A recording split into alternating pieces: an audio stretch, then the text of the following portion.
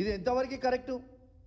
మీరు దీనికి ఖచ్చితంగా జవాబు చెప్పాల్సిన అవసరం ఇవాళ ఈ రేవంత్ రెడ్డి గారికి కాంగ్రెస్ ప్రభుత్వానికి ఖచ్చితంగా ఉంది. ఆత్మీయ భరోసా కూడా అందరికి ఇవ్వాలని నేను విజ్ఞప్తి చేస్తూ ఉన్నాను. దీంతో పాటు కొండందవి ఎలుకను పట్టినట్టు రేవంత్ రెడ్డి గారి ప్రభుత్వం వివరిస్తూ ఉంది. ఇవాళ రైతు భరోసా ఫర్ ఎగ్జాంపుల్ చెప్తున్నా, నా హుజరాబాద్ కాన్స్టిట్యున్సీలో మేము అధికారంలో ఉన్నప్పుడు, కేసీఆర్ గారు అధికారంలో ఉన్నప్పుడు, కేసీఆర్ గారి నాయకత్వంలో మేము పంచినది ఎంత? 1,18,216 ఎకరాలు నా హుజరాబాద్ నియోజకవర్గంలో. వీళ్ళేమో మొత్తం ఎంక్వైరీ చేసి ఇప్పుడు వీళ్ళు వంచేది ఎంత అంటే 1,17,630 ఎకరాలు. అంటే వీళ్ళు తీసింది ఎన్ని ఎకరాలు అంటే కేవలం 586 ఎకరాలు మాత్రమే తీసిండ్రు. రాష్ట్ర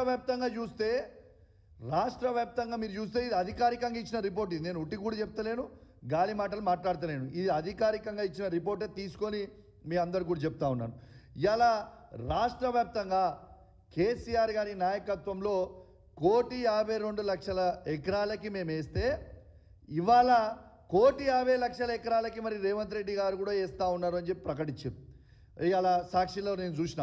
మరి 1,50,00,000 ఎకరాలకి మీరు ఇస్తే కొండందవి ఎలుకలు పట్టినట్టు తుగ్లక్ లక్క రేవంత్ రెడ్డి గారు చేసింది నిజమా కాదా? అంటే కేవలం 1.38% మాత్రమే తగ్గించే ప్రయత్నం చేసిండు. అసెంబ్లీలో ఏం అబద్ధాలు ఆడినావు? ఇలా కేసీఆర్ గారి ప్రభుత్వం 22,000 కోట్ల రూపాయలని వృధా చేసింది అని అసెంబ్లీ సాక్షిగా తెలంగాణ రైతాంగం మొత్తం కూడా వినేటట్టు నువ్వు మాట్లాడినావు. మరి ఇవాళ ఏం జవాబు చెప్తావు? నీ 2 లక్షల ఎకరాలు ఇలా తీసేస్తే హార్డ్లీ 200 కోట్ల రూపాయలు కావు, 2,000 కోట్ల రూపాయలు కావచ్చు. Sorry, subject to correction. అంటే 2,000 కోట్లు ఎక్కడ? ఇలా ఆ 2,000 కోట్లు కూడా ఖచ్చితంగా అవి కూడా రైతులే. నువ్వు లంగదందా చేసి అన్ని అబద్ధాలు పెట్టి చెప్తా ఉన్నావు. కానీ మరి నీ 22,000 కోట్లు అని చెప్పినావు. మరి 22,000 కోట్లు ఎక్కడ చేసిండు రేవంత్ రెడ్డి గారు? మీరు ఒక్కటి గుర్తుపెట్టుకోండి, కేసీఆర్ గారు మీలక్క తుగ్లక్ పనులు చేయడు. కేసీఆర్ గారు ఏ పని చేసినా పగడబందీ చేస్తారు. ఇలా కేసీఆర్ గారు ఒక్కసారి కూడా ఏ రైతుని కూడా రైతు భరోసా కోసం వచ్చి ఇలా అప్లికేషన్లు పెట్టుకొని ఒక్కసారి కూడా చెప్పలేదు. ఇలా ఆఫీసులో చుట్టూ ఏ ఒక్కనాడు కూడా కేసీఆర్ గారు ఒక్క రైతును కూడా ఆఫీసులో చుట్టూ తిప్పలేదు. హైదరాబాద్లో సెక్రటేరియట్లో కేసీఆర్ గారు బటన్ ఒత్తితే ఇలా టింగ్ టింగ్ టింగ్ టింగ్ అని కేసీఆర్ గారి నాయకత్వంలో రైతు బంధు ఆ రోజు రైతుల అకౌంట్లలో పడ్డాయి. నీలక్క రేవంత్ రెడ్డి గారు తుగ్లక్ పాలన ఏనాడు కేసీఆర్ గారు చేయలేదు.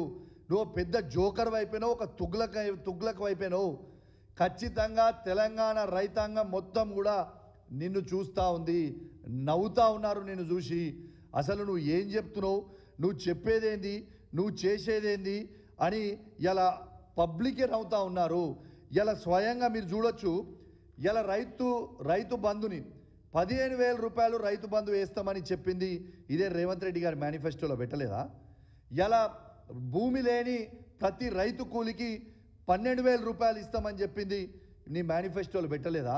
మరి భూమి లేని యావరేజ్గా ఇదే 10,000 లెక్క తీసుకుంటే ఇంటూ 119 వేయండి. వాళ్ళందరికీ ఎందుకు వేస్తలేవు? మరి వాళ్ళకి ఎందుకు వేస్తలేవో జవాబు చెప్పాలి కదా. రేవంత్ రెడ్డి గారు మీరు బాగా అతి తెలివి అనుకుంటున్నారు. బాగా తెలివి ఉన్నది మాకు, మేము ఏం చెప్పినా నడుస్తుందని అనుకుంటున్నాం. కానీ ప్రజలు నిన్ను చూసుకొని చీచీ అని కొడుతున్నారు. నిన్ను ప్రజాపాలన అనే పరిస్థితి అంటలేరు. ఇది ప్రజలందరూ కూడా ఏమంటున్నారు అంటే నీ మీద ఉంచేసే పాలన నడుస్తుంది అని అంటున్నారు. ఇలా నీకే సిగ్గుండాలి. ఇప్పటికే ఇజ్జత్ మానం మొత్తం తీసుకున్నావు. ఇకనన్నా అబద్ధాలు చెప్పుడు బంద్ చేయి, ఇజ్జత్ పోతుందని చెప్పి ఈ సందర్భంగా తెలియజేస్తూ ఉన్నాను. ఇంకొకటి పెద్ద ఇలా రియాలిటీ షో అయినట్టు ఇవాళ ఇంకొకటి చాలా పెద్దగా అయింది. ప్రెస్ మిత్రులందరూ కూడా దీన్ని ప్రత్యేకంగా కవర్ చేయాలి, మీరు కూడా గమనించాలని విజ్ఞప్తి చేస్తూ ఉన్నాను. ఇవాళ రేవంత్ రెడ్డి గారి నాయకత్వంలో సునీల్ కన్గోల్ గారు మా 10 మంది ఎమ్మెల్యేలని బీఆర్ఎస్ పార్టీ నుంచి కోట్ల రూపాయలు